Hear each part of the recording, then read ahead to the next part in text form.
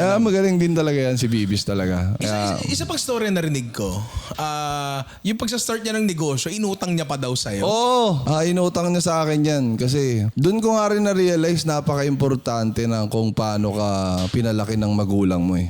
Kung paano itinuro sa'yo paano in-introduce sa'yo yung buhay. Kasi yan si B talaga. Napaka-fearless niyan pagdating sa business. Talaga? Something na kabaliktaran ko. Ako naman, takot ako dyan sa part na yan. Kasi ayoko ng mga talo sa ganyang bagay. Yes. Although maraming beses ako nag-try sa mga iba-ibang kung anong pinasok ko. Maraming beses na rin nagpabukas, maraming beses na rin nagpasara. No? Kasi nung bata siya, sinasama rin siya ng magulang niya magtinda ng gulay, dyan ng pera. Alam na ni B na yung pera na yun, kapag nag-ikot-ikot sila doon, parang kino-convert lang yung kung ano yung tinda nila sa pera.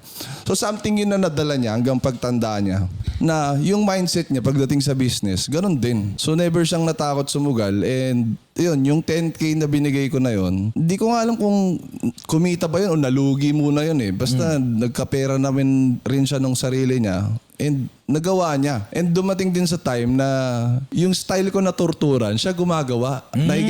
Nagpapagawa siya ng worth 5,000 pesos ng makeup, tapos makikipag-meet up siya sa isang milk teahan.